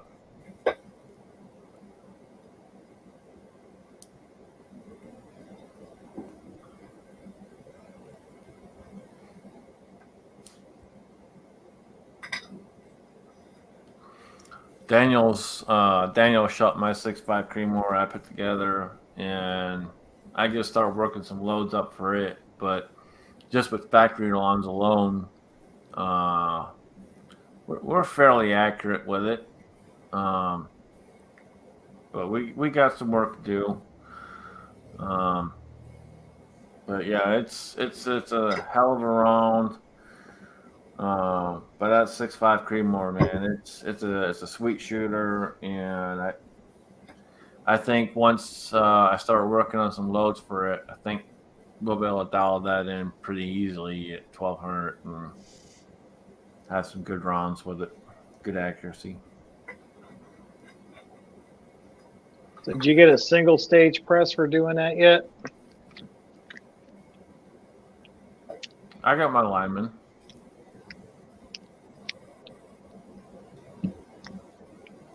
It's like Jamie said, loading pistol and loading for rifle is two separate whole balls of wax.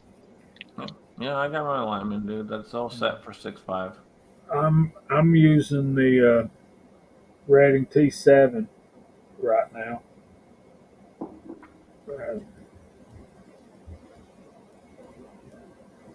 I got a little bit of a problem with this bullet seating die. It ain't wanting to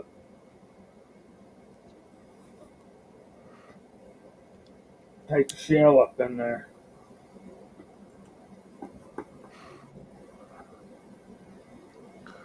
So I did have the pleasure, and I know Jamie did too, of shooting Insight Freedom's Tika, and that thing's a sweet shooter. Yeah, I think the beauty of 6.5 Creedmoor is that it's medium power. Uh, yeah, it's a very accurate range inherently, and I'll do that, Idaho. Um, Lord knows I need them. It's inherently accurate, and it's a very low recoil round as well. I was gonna say there's not a whole lot of push to it, so Um, if your wife wants to learn to shoot, she's thinking about, or you maybe want to take her out to shoot. Maybe she wants to go long range. 6.5 Creedmoor is your ticket. A lot less recoil, a lot easier to shoot than say 308, 270, 30-06. Those calibers are well, the 270 30-06 I put in a higher class than 308, 6.5 Creedmoor, 7mm 08. I count those as medium pressure, and then the 30-06 and stuff like that. I put them at high power, and then your belted magnums are up in a class by themselves. I call those magnum cartridges. So, but that's just my way of thinking. You guys may look at it different, but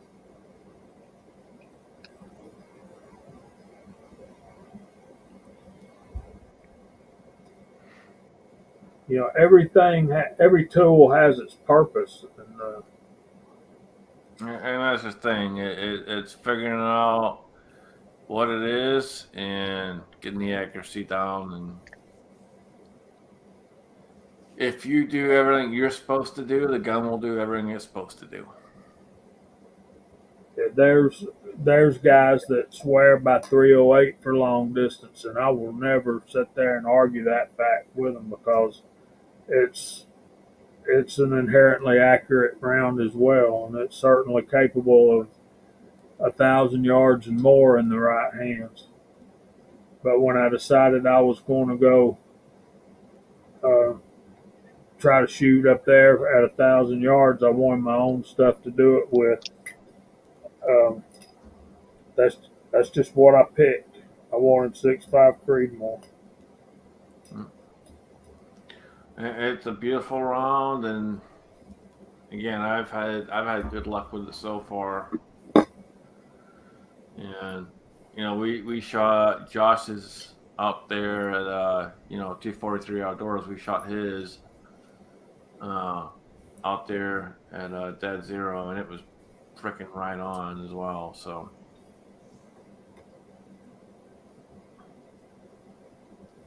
I like the caliber a lot. It's just figuring out and developing a load for it.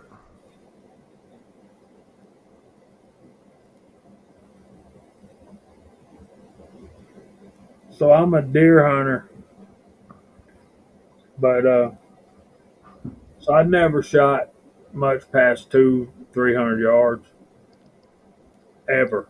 And first time I shot his rifle, I shot a group at 1,000 yards.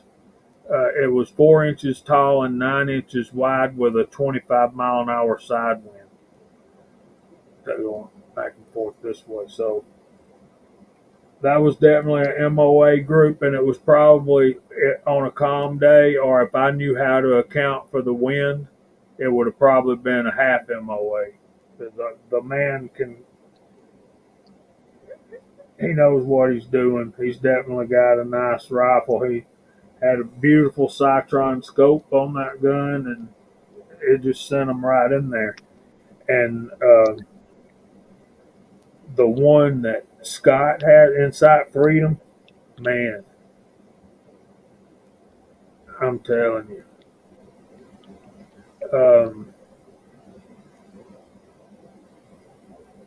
Yeah, Tim was an American Predator, and I bought a Magpul Hunter stock for it. It's pretty nice. It's pretty cool. Because the American Predator comes on them little cheapo plastic stocks that you can't do anything with. But that's one thing we learned from shooting with Josh, ain't it, Scotsman? He was using a Ruger American. I think it was a Ruger American Predator 6.5 Creedmoor, and he had just stiffened his stock up. And then he also had a 243, thus 243 outdoors, and some of the guys were shooting that.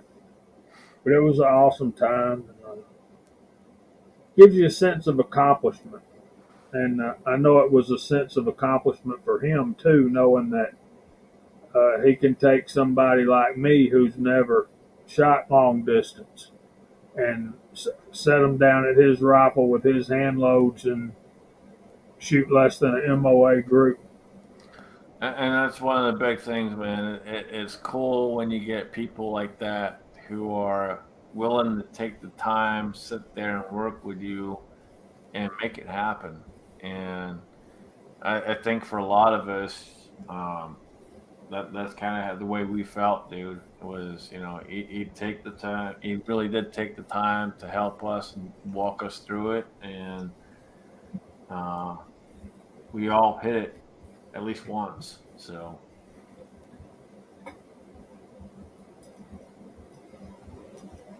Fun times, man.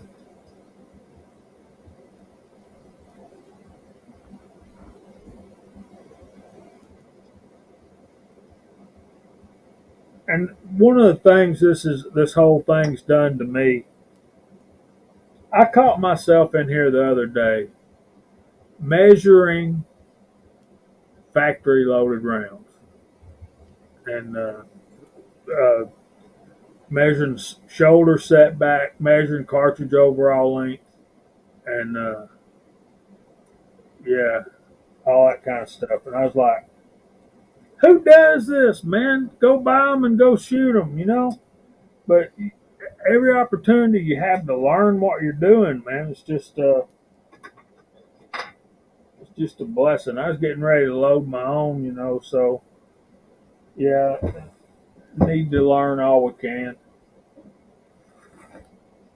And I got a little munchkin trying to get in here, so we'll be invaded here shortly.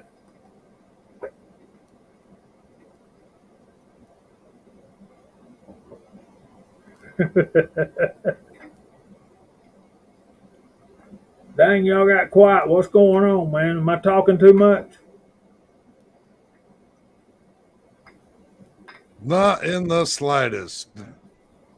I've measured my factory ammo before, just to have something to do and to see what's going on. For the most part, it varied here or there, a few thousands, but you know, for the majority of the box, they were pretty close. But it gave you something to see the differences between the book specs and what the factory's giving you. Then when you got done with that, did you take your hand loads and measure them the exact same way you just finished measuring the... I did, because I knew they worked in the gun. Yes, I did. My first 45s, I measured them right off packaged ammo.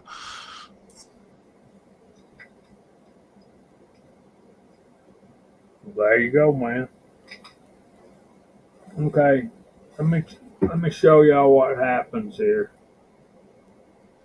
If I can get this off.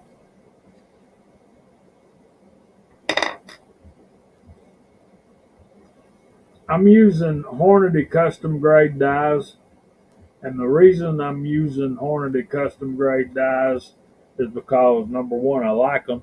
They're not very expensive, but you can get this cool little contraption right here. It's called the micrometer seating depth, seating stem. If you look at that, you can turn this and you can measure. Um, all right, you load the first round, you push the bullet down, you measure it, and it's 80 thousandths from your desired cartridge overall length. And you can just turn that down 80 thousandths, run it up in there again, bang, you're right there. And it works. It really works. But one of the things that can happen is every bullet you have has a different ogive, a different me-plat, so forth and so on. So, for an example, you can say this is a factory loaded round, and you can see that it has a much different shape than that hunting bullet right there. I'm going the wrong way. This is backwards. But yeah, you can see there's a big difference in the shape there.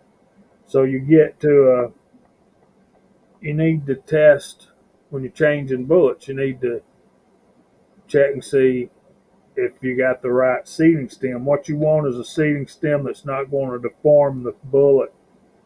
And that one right there, you can see there's practically no play or wobble on that. So that's the one we're going to use.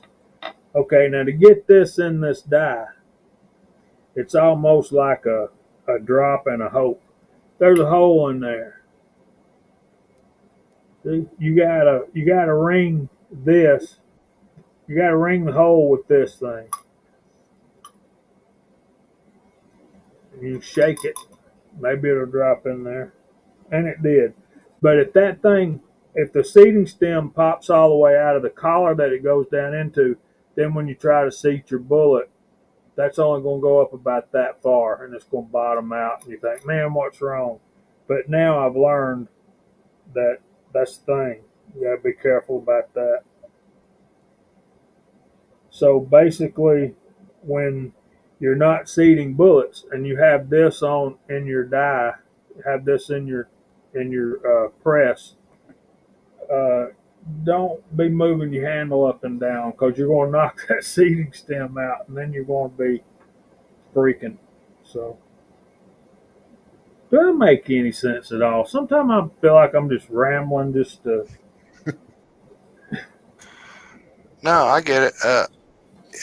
AR Guns the other night was talking about some of his setup where he's got Redding dies with dial indicators on it, where he can check, his overall length or whatever right then and there, and he can switch back to an adjustable seating die like that, and he can, pretty much sit and go back and forth between the two and set every round where he wants it. That's cool. Redding makes good stuff. I just can't afford much of it. I guess you can. I can afford Hornady a lot better and sooner, I guess, than I can. It's just a matter of priorities, man. What are you willing to pay? That's really what it comes down to, is what are you willing to put out there and drop and all the rest of it. We're almost at the time, Alan. You want to go through the room one more time, and then we'll start going through and see what everyone's got going on.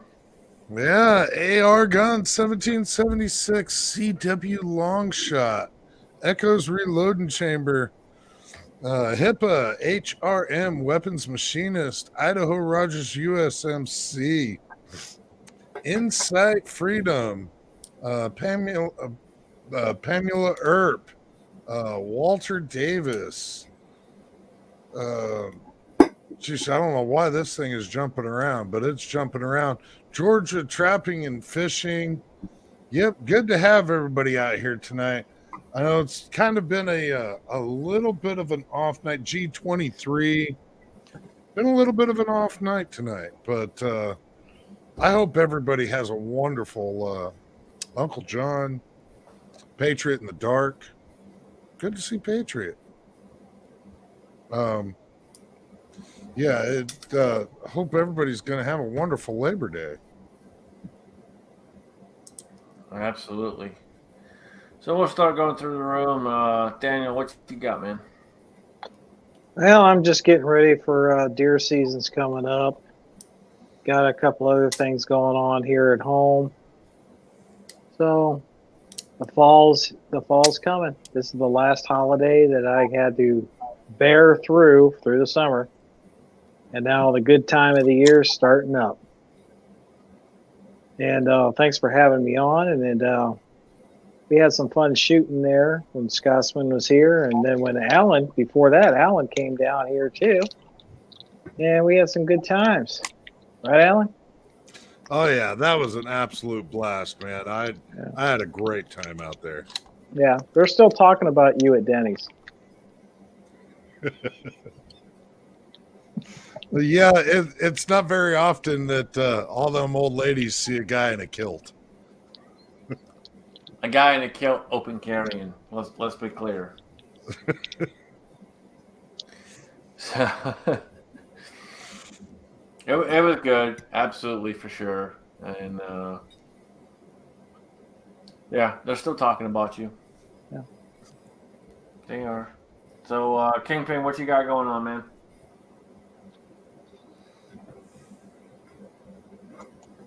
Oh, right. You couldn't get the mute button to turn off.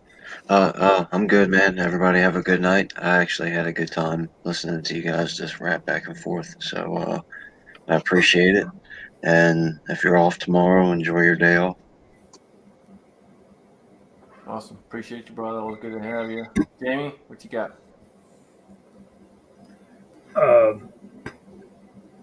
Just working on 6'5" Creedmoor, getting ready to go to the range. Check us out Friday nights on Georgia Shooting Connection. Y'all come out and check us out if you haven't been over there. Oh, minor channel announcement for me. I am sitting right dead on 700 subscribers. And I hope because I said that, some of you guys aren't going to run over there and unsubscribe. So all right. So you heard the man. If you're not subscribed to him, go subscribe to him. We need to get him over 1,000. So if you're not subscribed, go over there, smash that button, and let's get him over 1,000. You don't know Jamie, trust me, he deserves it. So, well, thanks, guys, and yeah, y'all do check out our live stream on Friday nights, and I'm working on I'm gonna be working on a new bench here soon, so we might make a video too about that. So thanks for having me. I appreciate the link. It's always great spending time with you guys, man. always appreciate you, brother, and I hope you hit 1,000 really freaking soon. You deserve it, dude. You really do. Well, thanks, man. You really do. Jason, what you got going on, man? Just a lot of work in my future, but thanks for the invite, man. Good to hang out with you. Been on the chat all day. Had some real good conversations. It's nice to hang out with like-minded people, free Americans, and just I hope everybody has a good holiday, man. And thanks for the invite. Good to see y'all. Absolutely, man. Yeah, we got to get you on more often. It's been a while since we talked, and I just happened to see Gizzard was on, and it was good to get with you, and I'm glad you were able to make it, man. So I appreciate it for sure. Had a good chat. Lots of good topics tonight, and I'm going to throw it over to Alan to take us up. All right, man. Yeah, it was a good evening. Absolutely good evening. Had a great side chat going on.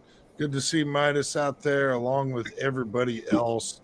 That was great. Good to have a good panel on tonight, even though it was kind of a weird evening. We did get to talk about Gilligan's Island, so that's what really matters.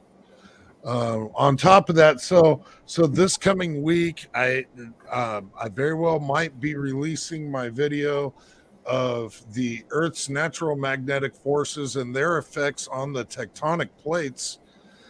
So look forward to that, or don't. But with that said, keep your magazines loaded and one in the chamber. Woo!